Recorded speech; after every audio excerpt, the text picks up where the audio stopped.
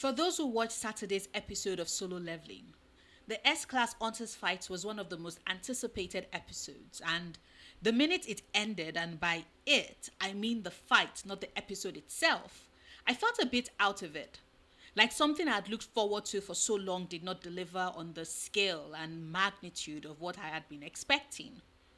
And no, I'm not talking about the aura or Song Jin-woo's eyes, which I noticed a lot of people who also had issues with the fight focused on.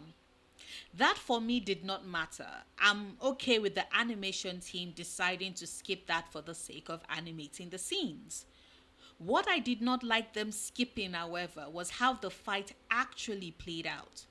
Because Jinwoo's fight with Goto was a foreshadow of important events, a certain outcome that Goto faces by the time we got to the Jeju Island arc. What do I mean by that? Well, think about how the fight plays out in the episode. The Japanese hunters are in South Korea ready for their collaboration. The hunters present are all from Goto Ryuji's guild, and they have the cockiness that comes with the realization that they are one of the best of the best. The undertones of their interaction is meant to speak to the fact that they, like the rest of the world's superpowers, look down on South Korea for their much smaller number of S rank hunters. Remember, Jinwoo is the 10th S rank hunter in Korea. Korea at the moment, prior to Jinwoo joining their ranks, had only 7 S-rank hunters in total. Yoon-suk had died in the previous Jeju Island raid, as Byung-gu and Baek-yoon-oh show us in their memory. Wang Dong-soo left Korea for the United States, where he joins Thomas Andre's guild. For those who are curious about who on earth Thomas Andre is, don't worry, we'll get to really meet him in future seasons. But as I was saying, prior to Jinwoo getting retested, there were only 7 S-rank hunters. With Jinwoo, there are 8 in total in South Korea. On the other hand, 10 Japanese S-rank hunters showed up for the raid, and they were all from Goto's guild. So you can see why there's a disparity in power levels, and even in the midst of inter-country politicking and interactions as far as the rest of the world is concerned, South Korea is not on the level of others, especially not Japan. The fight between the S-rank hunters that we got to see reflected that. The Japanese hunters wanted to test their powers against their Korean counterparts, and the Korean hunters were all defeated, except for Chae-in. But hers doesn't count because Jinwoo does step in before things get really bad. And who knows, she most likely would have won. Now, this is where the foreshadowing that I had previously mentioned comes in. In the manhwa and in the novel, because I have read both multiple times, what can I say? Solo Leveling is the power fantasy story of my dreams, and I am a sucker for Song Jin-woo. But as I was saying, in both the manhwa and the novel, after Song Jin-woo steps in to stop the fight between Shae-in and Kumamoto, Goto Ryuji once again notices how fast he is and disbelieves the claim that Jinwoo is a mage hunter. He's convinced that he's an assassin and decides to test his theory out by fighting with him one-on-one. And just as it plays out in the anime, Jinwoo agrees on the condition that Goto doesn't hold back. And then they proceed to fight, under the observation of everyone present in the training room. Baek-yoon-oh and Chae-in are both interested in seeing Jinwoo's full potential. Ain because she believes he's way more powerful than they all think, and Yoon-ho because he has the hypothesis that Song Jin-woo is the only one of their kind who actually gets stronger. And before their eyes, the fight plays out. Now, I do love the animation of the anime. It makes each fight scene so vivid and gets to highlight the two fighters' range. Just as with the anime, in the manhwa and the novel, Song Jin-woo is smiling. And Chae-in notices that even though it seems like Goto is pressuring Jinwoo throughout their fight, she realizes that that isn't the case. That instead, what Jinwoo is doing is testing the limits of Goto Ryuji's powers and how he fights.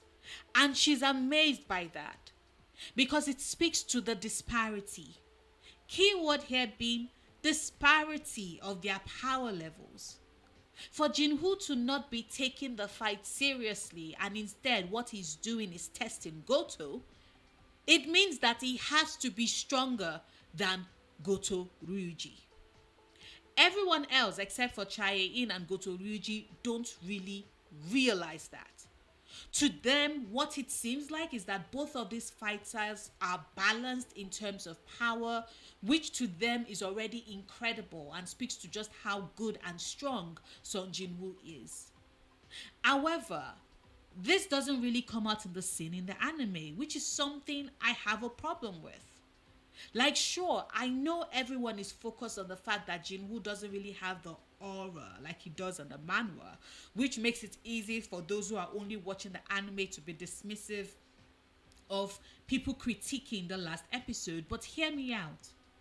The significance of the novel and the manhwa highlighting that only Chae-in and Goto Ryuji realize what Song Jinwoo is doing is for lore and world building purposes, and is unfortunately something that the Solo Leveling anime skips out on because the adaptation doesn't really dwell on these things as much as it should.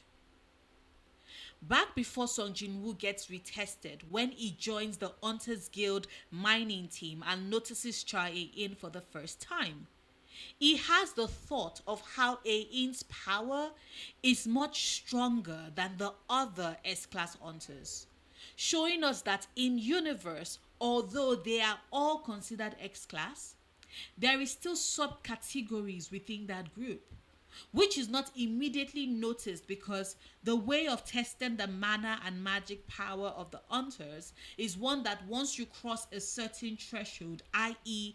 the S-class, there's no way to differentiate who is stronger than whom. Song Jinwoo, however, is able to tell, which is why of the S-class hunters in Korea, he clearly states in the manhwa and novel that Chae-in and Chairman Go-gun-e of the Hunters Association are the strongest S-class hunters, levels way above the others in the country. And so we see this reflected and reinforced in the fight between Song Jinwoo and Goto Ryuji. That is the reason why it's only Goto and Chae-in who realize exactly what that disparity is in that fight. The others don't because they are not on the same power level or scale as the three of them. Something that unfortunately isn't included in the anime for the sake of making the episodes more compact, but which I personally think kind of does that world building a bit of a disservice. But not just that. Whilst the fight is ongoing, Song Jinwoo is testing Goto, yes. But he's also aware that he needs to navigate things clearly because Goto, realizing that this boy, this new S-class hunter seems to be playing with him, is getting increasingly agitated. Something that Jinwoo notices and thinks to himself that he needs to handle stats before the system recognizes that Goto Ryuji's aggression is increasing and might soon enter killing intent territory, which, if we remember from early in season 1, is a bad idea. Killing intent means the system will force Jinwoo to kill whomever wants to kill him first, or Jinwoo would have to die. Now, it is that brief moment that Ryuji's intent abruptly skyrockets and he aims a super fast move that would have cost Song Jinwoo his eye if he hadn't moved really fast. Something that the novel notes is only possible because of the power-ups Jinwoo received after defeating Baran, the demon monarch at the top of the tower. This understandably gets Song Jinwoo pissed, and so in the manhwa and novel, he grabs hold of Goto Ryuji's hand.